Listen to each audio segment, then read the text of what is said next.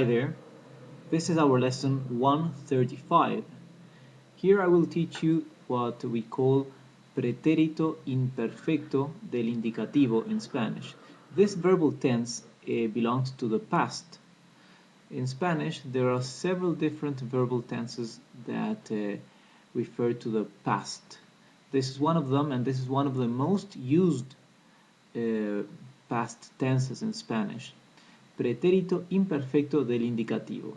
Before we step into the topic, let me show you briefly the different conjugations we have in Spanish, and we will actually dedicate one lesson to each one of these, and still there is one missing here, I guess.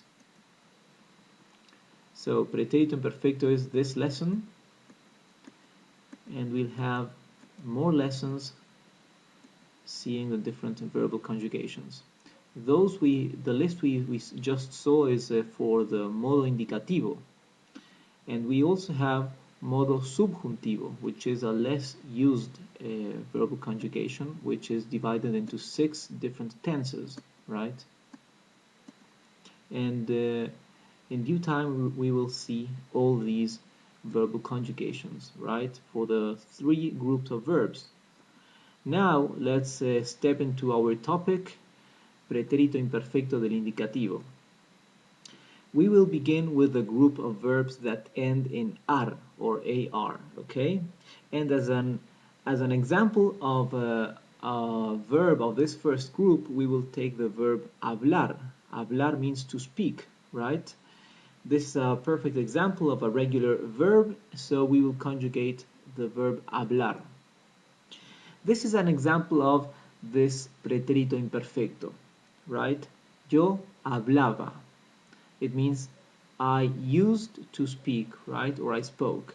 But yo hablaba, this conjugation is used to express something that we used to do in the past, okay? So it's like saying in English, I used to, and whatever verb we want to say, okay? Let's begin with the first person.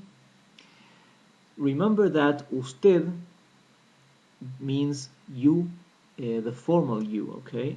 Spanish is a formal language, and it uses this formal way for addressing somebody a lot, right? So when we address somebody that is much older than us, or a manager, or a CEO, or somebody that requires us to keep a respectful distance, or somebody we are not acquainted with. For example, we talk to somebody in the street, or when we go shopping, or a customer or a client, okay? There we address the person as usted. So usted and you are synonyms, but usted is formal and tú is informal. However, usted conjugates as él and ella. It conjugates as he or she, okay? As for vosotros and ustedes, they both mean you plural, but vosotros is the pronoun that is used in Spain, and ustedes is a subject pronoun that is used in Latin America, okay? Let's begin. Yo hablaba. Tú hablabas. Él hablaba, or ella hablaba, or usted hablaba. Nosotros hablábamos. Vosotros hablabais. Ustedes hablaban. Ellos hablaban. See how we have I have colored the verb with blue and with red. What is colored in blue in the verb, that is the root of the verb, okay? You can see that regular verbs, the root remains unchanged in all the verbal tenses. You just change the ending of the verb, right, for every pronoun and for every different conjugation, right? So the ending of the verb in infinitive is what determines whether the verb belongs to the first group or the second group or the third group. This one ends in AR, so it belongs to the first group. This is the biggest of the 3 groups, and the one that has less irregular verbs. Let's continue with the second group of verbs, the verbs that end in ER. As an example, we will use the verb comer.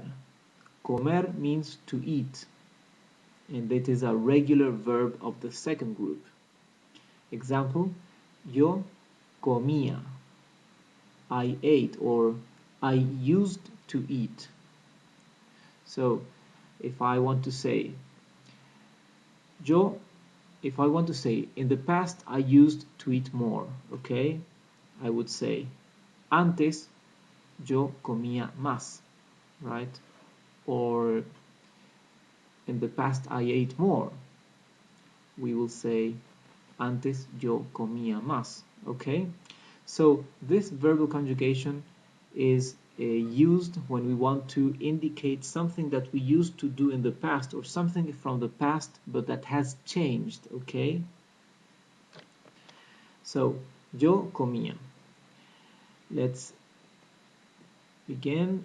Yo comía, tú comías, él comía, nosotros comíamos, vosotros comíais, ustedes comían, ellos comían. See how vosotros and ustedes, although they are synonyms, their conjugation is different. And the conjugation for ustedes is always the same conjugation as for ellos, for they, right? Although they mean different things.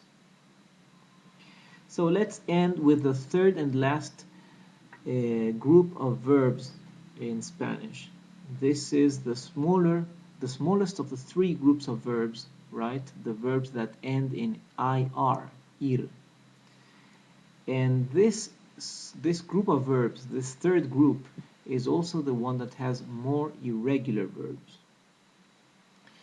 Let's take, for example, this verb vivir, that means to live. This is a regular verb of the third group, vivir. Example, yo vivía, I used to live. Okay, for example, if I want to say, before I used to live in Spain, right? Or before I lived in Spain. Since I'm referring to something that from the past, but that is not any longer, I use the Pretérito Imperfecto in Spanish. I will say yo vivía, right? If now I live in Portugal and last year I lived in Spain, then in Spanish I will say yo vivía en España, right? Let's begin. Yo vivía. Tú vivías. Él vivía, or ella vivía, or usted vivía. Nosotros vivíamos. Vosotros vivíais. Ustedes vivían. Ellos vivían. So this is the third group of verbs of Spanish, right? So here you have seen what we call Pretérito Imperfecto del Indicativo. There are three more used past tenses in Spanish. The first one is simple past, the second one is Pretérito Imperfecto, that we have seen now, and the third one that we will see in the next lesson is what we call in English the present perfect, right? I have done. Yo he hecho, okay? And we will see that in our next class. So I'll be hoping to see you there soon. Goodbye.